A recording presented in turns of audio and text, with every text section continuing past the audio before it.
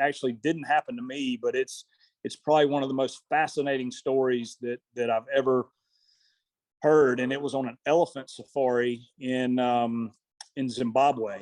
So this like it wasn't a Saudi prince, but it was some like Austrian prince. Okay. He booked a really big, expensive safari to hunt, 100-pound elephant. 100-pound elephant means the weight of their tusk. Wow. And the way you hunt, you track them. It's something where you have really good trackers, and an elephant's footprint is.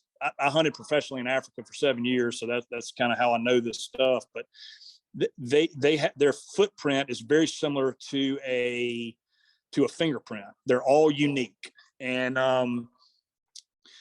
so the trackers learn to identify different elephant by their track. And so they knew this giant bull lived in this area, and they're hunting him, and they would track this elephant all day, and then they'd get close to him, but they'd run out of daylight, so they'd go back to camp, go to sleep, get up to the tracks, and they'd be 10 or 15 miles behind him. So they'd start again, and this went on 8 days, and wow. You would this Austrian royalty guy would get burnt out, but that was kind of his passion was elephant hunting. And so on like day 10 or 12, they're following the elephant again, and they feel good about it. They've kind of caught up. They've got a plan, and the tracker comes back to the professional hunter and says, "We got him." He's walking into this big drainage where he can't get out on any side, and it's blocked off at the end of this drainage.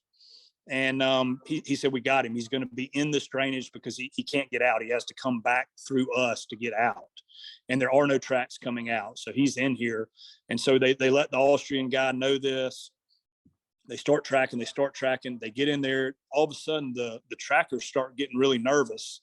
Well, they get all the way to the end of this ravine or this drainage, and the elephant's not there. And the trackers, they're real superstitious, witch doctor and all that stuff. And they're like, "Okay, this elephant is a ghost. He disappeared. He got out of here. We can't hunt this anymore. We're done. We're out of here." And the PH went to the end of the drainage, and he looked and he saw where a big tree had been broken down, and the trackers came over. This elephant knew he was being hunted. He went all the way to the end of this ravine. He reached his trunk up. He broke a tree off all the way down, used his trunk, and winched himself up with his trunk out of this ravine and walked off. And unbelievable. The Austrian prince walked up to that tree, took a picture of it. He had a little flask of liquor with him, pulled it out, toasted the elephant, took a shot of that liquor, and said, "The elephant wins. I'm done. I'm out of here." And he let the elephant he left there. But that's one of the most fascinating stories, hunting stories that I've ever heard. Incredible. That's really Truly cool. Yeah, really neat.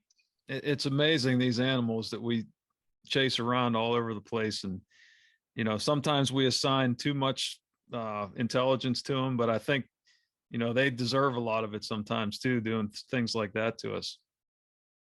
Absolutely. Yeah. So, sometimes they win, and that's just part of it.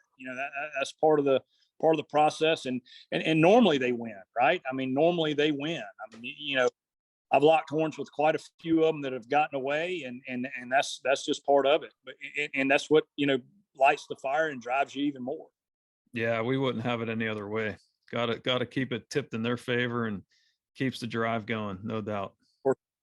Yeah, for sure.